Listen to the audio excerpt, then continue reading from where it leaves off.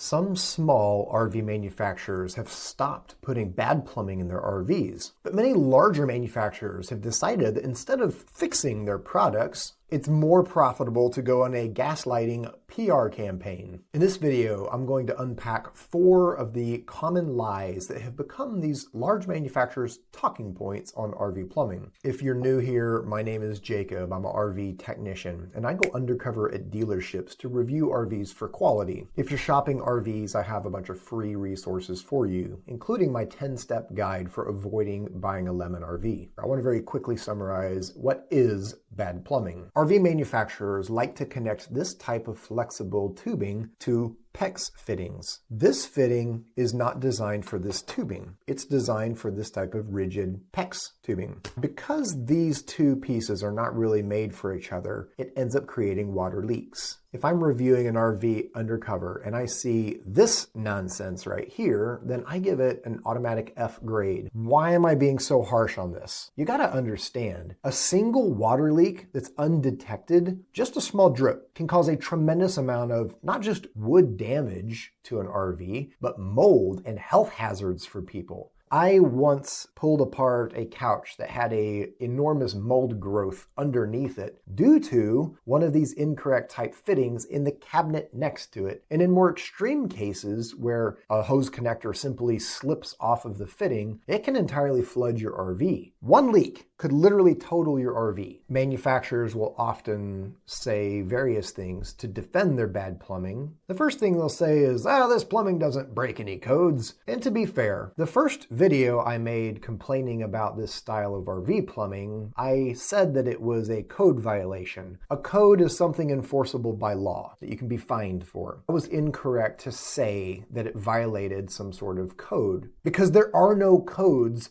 that are enforceable or apply to RV plumbing. There's really no codes that apply to the RV industry, period. It's like the Wild West, like there are no lemon laws that apply. But that's the rub. There are standards. A standard is a document that some organization has made to say how things ought to be done. It's completely voluntary if RVs are built to that standard or not. So in that first video where I said it was breaking codes, what I really should have said is that it didn't follow their own standards. The Recreational Vehicle Industry Association has said that if you want to put the RVIA seal on an RV you're manufacturing, it has to conform to NFPA 1192 standard. But there is no law requiring that manufacturers build to that standard. The NFPA is the National Fire Protection Association, and they have created a standard called NFPA 1192, which is a document that outlines best practices for building RVs. It says you must use appropriate fittings for any type of tubing in a water system. And given that PEX B fittings are just not designed for use with cut-to-length flexible tubing, it seems obvious that this is not appropriate. Part of what NFPA 1192 means by appropriate is that each fitting manufacturer and each tubing manufacturer has specifications for how the fittings and tubing can be used. This brings us to a very specific type of cut-to-length flexible tubing called TS25 tubing. TS25 is actually a standard created by a different organization, IAPMO, International Association of Plumbing and Mechanical Officials. The IAPMO document says that if the tubing meets certain dimensions and testing requirements, it can be used with PEX B fittings, and they can print this TS25 rating on the tubing. A lot of manufacturers will use tubing that isn't TS25 rated and do the same thing of using a pinch clamp on a fitting made for PEX B tubing.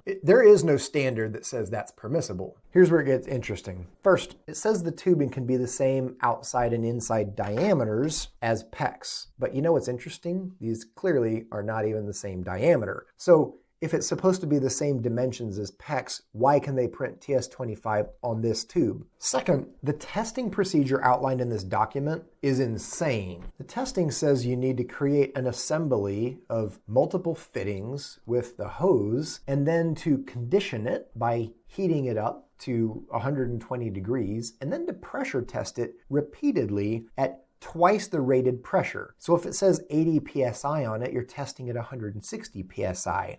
And you have to raise it to 160 psi and release the pressure 6 times a minute for 100,000 repetitions. As often as I see leaks developing with this type of tubing that's cut to length and put on PEX B fittings, I almost guarantee you that no tubing manufacturers have really fully done this TS25 testing. I seriously doubt that any of the tubing can actually pass the test. And at the end of the day, like, testing aside, it creates leaks for people. Additionally, the fitting manufacturers don't necessarily agree that the fitting is for use with that tubing. Most fitting manufacturers do not say that this fitting is for use with anything other than PEX B or PEX A technically. The only fitting manufacturer I'm aware of that says it can be used would be a company called Flarit. Flarit got their start with a very specific type of connection made for PEX tubing, and people want to connect this cut-to-length flexible tubing onto it. So they created an adapter that supposedly works. I actually created a video showing how to use this, but I have taken that video down because I've had multiple people tell me that after a year of putting this repair into their RV, this style of fitting also leaked. So while I don't have any problem with Flarit fittings on PEX, I think there's only one way of properly using a cut-to-length flexible tubing in an RV water system, and that would be if you're using a barb fitting. I disagree that the standard set forth by the TS25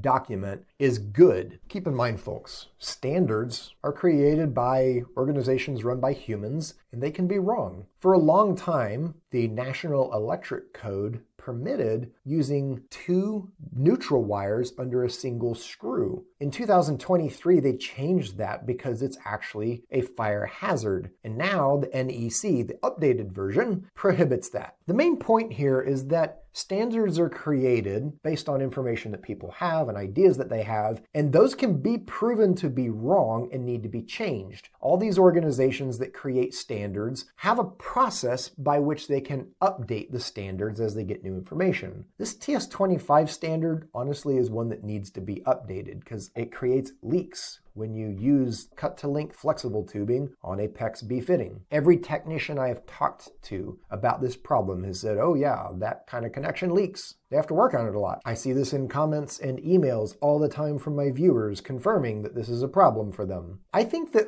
the thing that should guide the creation of standards is the end use experience. RV manufacturers want to say this isn't really a problem. It's not a large-scale problem because we don't, quote, have that many warranty claims about it. Well, guess what, people? The RV warranty is usually 12 months long. Leaks often don't develop for 2, 3, or 5 years down the road, depending on how hard someone is using an RV. It's entirely believable that they have an acceptably low number of warranty claims related to this, but who wants plumbing that only lasts 12 months? Not to mention, do we really believe that RV manufacturers are going to accurately give you warranty data about leaks in RVs? The reason they say this is they are trying to convince you to buy their RV anyway, and to not have to change how they're making them. Because here's the deal, even if they implement a change, they've got so many RVs that are out there waiting to be sold that sales would tank if everyone just quit buying RVs with bad plumbing. But that means if you're taken advantage of by their clever marketing or their pushy salespeople,